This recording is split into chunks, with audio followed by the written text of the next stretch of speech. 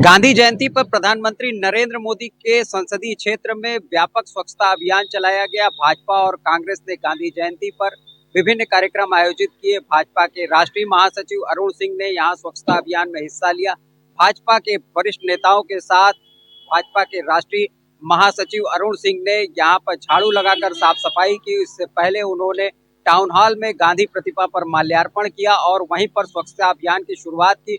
उन्होंने लोगों को संबोधित करते हुए कहा कि स्वच्छता निरंतर होनी चाहिए, इसके लिए लोगों को जागरूक होना होगा। प्रधानमंत्री नरेंद्र मोदी की अगुवाई में स्वच्छता अभियान चलाया गया, जिसका व्यापक असर देखने को मिल रहा है और पूरे देश में एक स्वच्छता की लहर चली हुई है। वहीं कांग्रेस की ओर से गांधी प्रतिमा तक पैदल मार्च निकाला गया और वहां पर कांग्रेसी कार्यकर्ताओं और नेताओं ने गांधी जी की प्रतिमा पर माल्यार्पण करने के बाद राम धुन गाकर उनको अपना श्रद्धा सुमन अर्पित किया। गांधी जी के प्रिय भजन रघुपति राघव राजा राम का भी वहां पर गुनगुनाया गया। रघुपति राघव राजा राम, पतित पावन सीताराम। तो ऐसे में गांधी जयंती पर भाजपा और कांग्रेस की ओर से वाराणसी में विभिन्न कार्यक्रम आयोजित कर उन्हें श्रद्धा सुमन अर्पित किए गए। वाराणसी से सौरभ अग्रवाल, भारत एक्सप्रेस। मुंबई सहित महाराष्ट्र के सभी बड़े चैरिटी हॉस्पिटल्स के ऊपर सरकार ने नकेल कस दी है। सरकार को लगातार शिकायतें मिलती रहती हैं कि 20% सरकार के लिए और गरीबों के लिए आरक्षित बेड को प्राइवेट हॉस्पिटल्स आरक्षित कर लेते हैं और सही व्यक्ति तक बेड नहीं मिल पाता, जिसके कारण उनका इलाज नहीं हो पाता। इस सारी शिकायतों को ध्यान में रखते हुए उप मुख्यमंत्री देवेंद्र फडणवीस ने आज मुंबई में एक लाइव डैशबोर्ड का उद्घाटन किया और ऑनलाइन कॉल सेंटर के जरिए अब सीधे उसकी निगरानी सरकार के हाथों में दे दी। यानी जो 20% आरक्षित बेड है अब सरकार खुद आरक्षित करेगी और लाइव डैशबोर्ड के जरिए पता लगा सकेगी कि किस हॉस्पिटल में कितने बेड खाली हैं। इस नई व्यवस्था के बाद उम्मीद की जा रही है कि महाराष्ट्र में गरीबों को सही और मुफ्त इलाज मिल पाएगा, जिसकी कीमत अब तक लाखों में प्राइवेट हॉस्पिटल ले रहे थे। वीडियो जर्नलिस्ट घनश्याम के साथ अभिषेक पांडे, भारत एक्सप्रेस, मुंबई।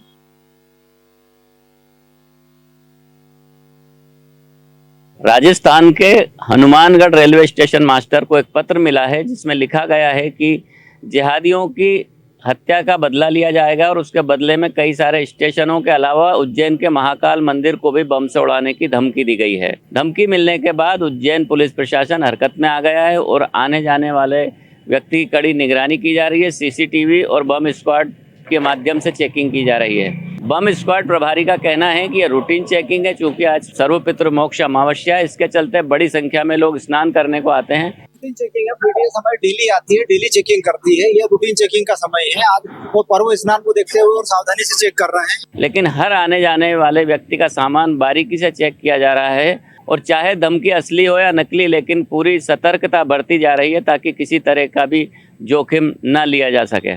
जो स्टेशन मास्टर को पत्र मिला है वह जैश-ए-मोहम्मद नामक आतंकी संगठन का भेजा हुआ बताया जा रहा है। अब पुलिस उस पत्र की सत्यता का भी पता लगा रही है और साथ में सुरक्षा इंतजाम भी बढ़ा रही है। कैमरामैन इमरान खान के साथ जय व्यास, भारत एक्सप्रेस, उज्जैन। बिहार में स्मार्ट मीटर को लेकर के विपक्ष लगातार सरकार को घेरने की कोशिश में है। कल आरजेडी ने इसको लेकर के धरना दिया था, तो वहीं आज कांग्रेस मुख्यमंत्री के गृह जिले नालंदा से जाकर के जन जागरण कार्यक्रम का आयोजन करेगी। स्मार्ट मीटर को लेकर के कांग्रेस के प्रदेश अध्यक्ष का कहना है कि ये जनता को, बिहार की जनता को लूटने का काम है और केंद्र की सरकार से मिलकर के नीतीश कुमार ने ये योजना बनाई है कि किस प्रकार से बिहार की जनता को लूटा जाए। हम लोगों का संकल्प है कि स्मार्ट मीटर नहीं लगने देना है। ये लोगों को चूना लगाने का एक साजिश है और बड़े बड़े उद्योगपतियों के दबाव में सरकार काम कर रही है। नीतीश कुमार उनके इशारे पर चल रहे हैं, भारतीय जनता पार्टी के दबाव में हैं, अदानी के दबाव में हैं। इसको बिहार की जनता बर्दाश्त नहीं करेगी। जिस घर में बिजली का किराया 1000 रुपये आता था उसको 4000 5000 किराया आ रहा है आप लोगों के भी दफ्तर में यही हो रहा होगा, आप लोगों के घरों में भी यही होगा। जनता को जागृत करने के लिए हम मुख्यमंत्री के गृह जिले से ये कार्यक्रम शुरू करेंगे और बताएंगे कि किस तरह से बिहार की जो सरकार है वो धोखाधड़ी कर रही है बिहार के जनता के साथ। पटना से भारत एक्सप्रेस के लिए ज्योति। जम्मू कश्मीर में विधानसभा के चुनाव अब संपन्न हो चुके हैं। 90 सीटों पर 3 चरण में मतदान हुए और लोगों ने इसमें बम्पर वोटिंग की। भारी मतदान ये दिखाता है कि लोग अब अलगाववाद को छोड़कर लोकतांत्रिक प्रक्रिया का हिस्सा बनना चाहते हैं।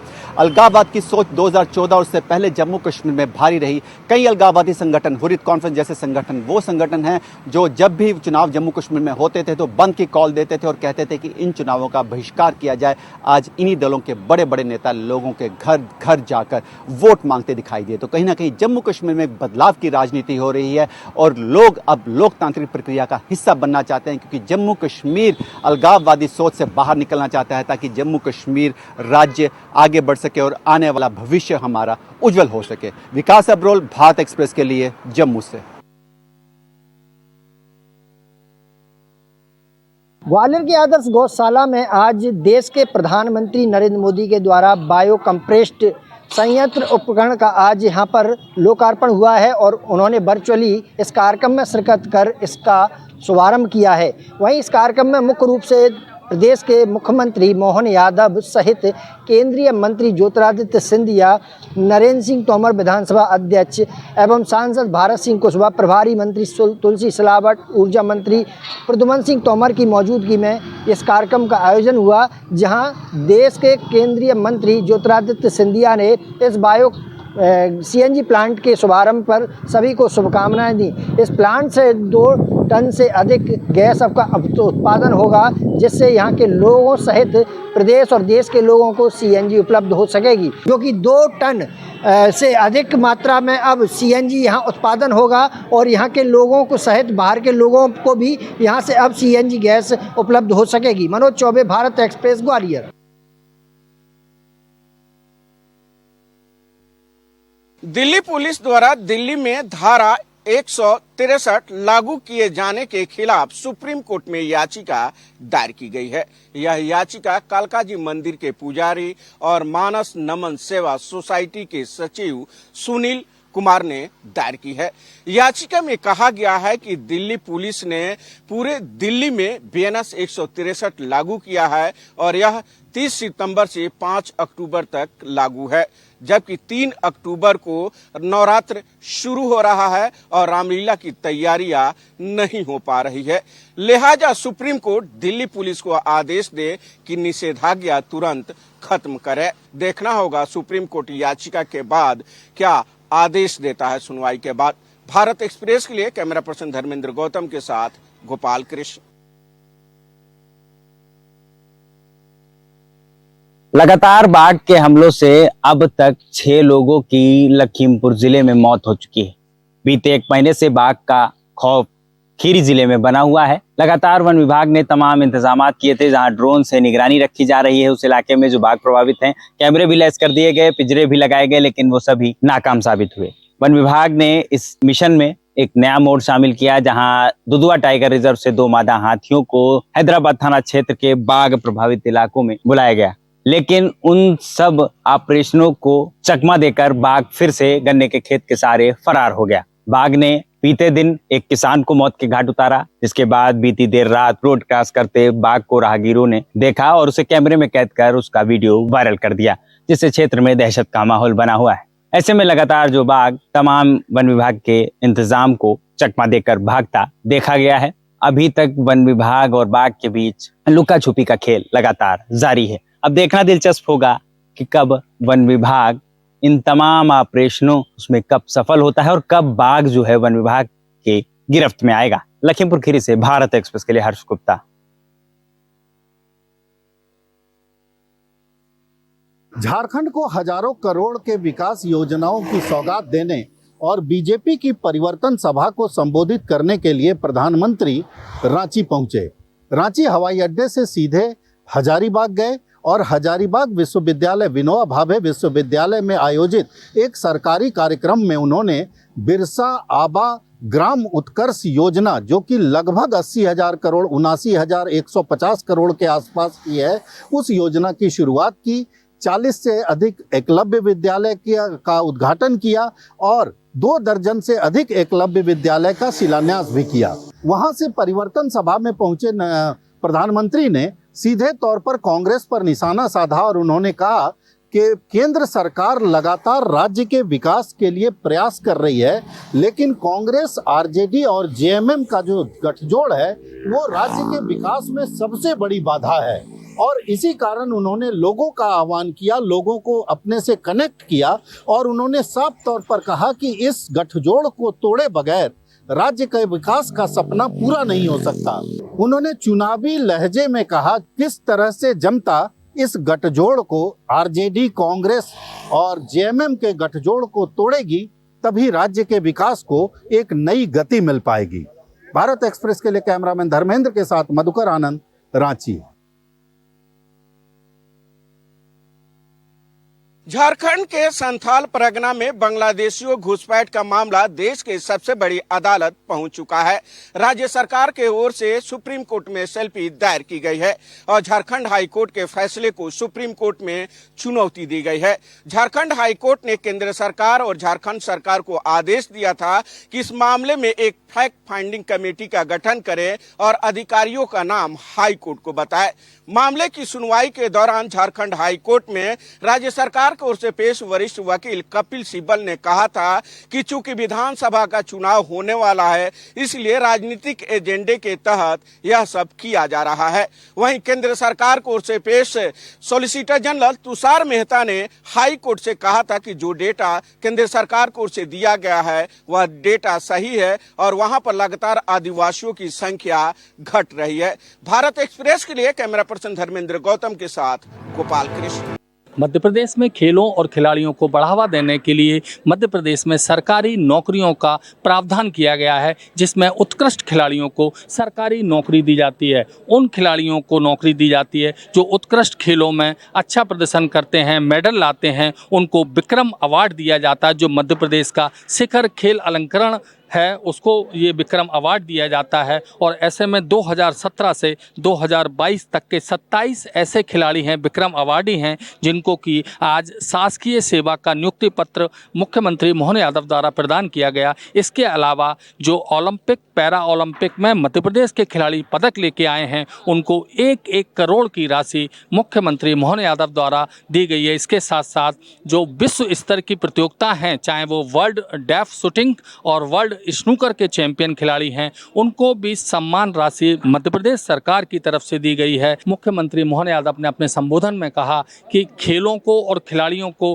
बढ़ावा देने के लिए मध्य प्रदेश सरकार अपनी तरफ से हर संभव मदद करेगी और देश और विदेश में भी, यानी पूरे संसार में मध्य प्रदेश का नाम रोशन करने वाले खिलाड़ियों को बढ़ावा दिया जाएगा। उनको प्रशिक्षण के लिए अच्छी सुविधाएं दी जाएगी, कोई कमी आड़े नहीं आने दी जाएगी। कैमरामैन मनीष के साथ भारत एक्सप्रेस के लिए भोपाल से अजय भटनागर।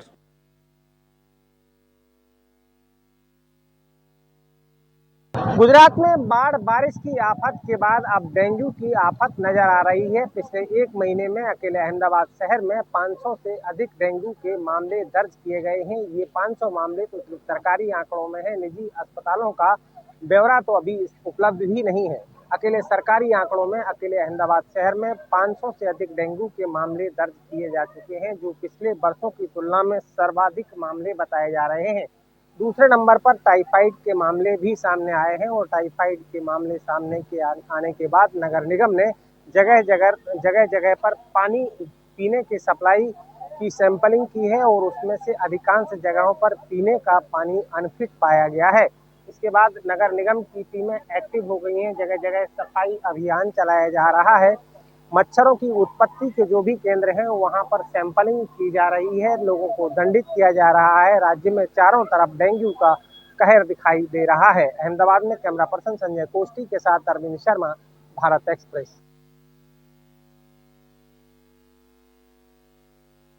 गांधी जयंती के दिन एनसीपी शरद पवार ग्रुप ने सरकार के खिलाफ अहिंसा मार्च पास्ट निकाला। मंत्रालय के पास गांधी पुतले से लेकर रीगल सिनेमा के लाल बहादुर शास्त्री के पुतले तक एक लॉन्ग मार्च निकाला गया। एनसीपी शरद पवार ग्रुप के सभी प्रमुख नेता उस मार्च पास्ट में शामिल हुए और सरकार के खिलाफ आरोप लगाया कि सरकार गांधी जी के सिद्धांतों पर नहीं चल रही है और इस समय महाराष्ट्र में हिंसा पर उतारू है। वीडियो जर्नलिस्ट घनश्याम के साथ अभिषेक पांडे, भारत एक्सप्रेस, मुंबई।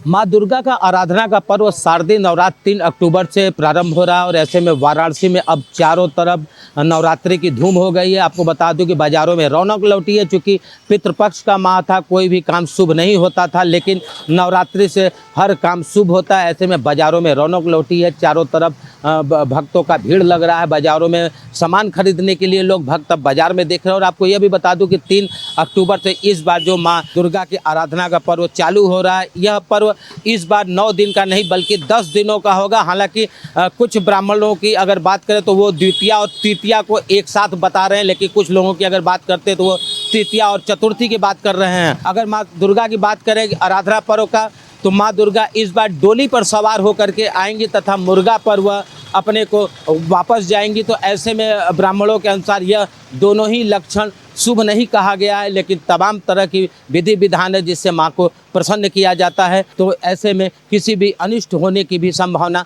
नहीं होगी। तो माँ दुर्गा के आगमन की तैयारी इस समय वाराणसी में जोरों पे चल रही है। चारों तरफ पूजा पंडाल विधिवत सज करके तैयार हो चुके हैं, मंदिरों में भीड़ लग रही है। आज से प्रशासन व्यवस्था चुस्त दुरुस्त हो जाएगी। कैमरा पर्सन अभिनव वर्मा के संग विमलेंद्र राय, भारत एक्सप्रेस, वाराणसी।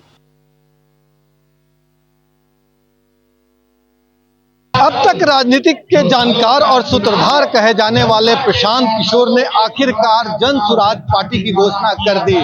2 अक्टूबर यानी गांधी जयंती के दिन उन्होंने जो वादा किया था उसी के अनुसार पटना के वेटनरी कॉलेज ग्राउंड में अपने समर्थकों के बीच नई पार्टी की घोषणा कर दी। अपने मैनिफेस्टो का आधार जनता को बताते हुए साफ साफ कहा कि हमारी ये कोशिश होगी कि हमारी पार्टी बिहार के लोग चलाएं और इसमें बिहार के तमाम लोगों, तमाम वर्गों की भूमिका हो। प्रशांत किशोर ने बच्चों, बड़ों और बुजुर्गों के लिए कई लोक लुभावन योजनाओं का हवाला दिया और लालू प्रसाद यादव, नीतीश कुमार और मोदी पर जमकर हमले किए। उन्होंने इस दौरान अपने कार्यकारी अध्यक्ष की घोषणा की जिनका नाम मनोज भारती है। मनोज भारती भारतीय विदेश सेवा के अधिकारी रह चुके हैं और नेतरहाट से पढ़ाई कर चुके हैं। हालांकि दलित होने पर जोर देते हुए प्रशांत किशोर ने साफ तौर पे कहा कि मनोज भारती को कार्यकारी अध्यक्ष इसलिए नहीं बनाया गया है कि वो एक दलित हैं, बल्कि वो योग्य हैं और उनकी विद्वता के आधार पे उन्हें इस पार्टी का कार्यकारी अध्यक्ष बनाया गया है। वेटनरी कॉलेज के समारोह में प्रशांत किशोर ने जिस अंदाज में अपने विरोधियों पर हमले किए और जनता को लोक लुभावन नारे देकर ये बताने का काम किया कि यदि आप मुझे वोट करेंगे तो मेरा अधिकार बढ़ेगा और बिहार की खिदमत के लिए हम हर संभव प्रयास करेंगे। सहयोगी कैमरामैन राकेश के साथ भारत एक्सप्रेस के लिए पटना से आशुतोष कुमार।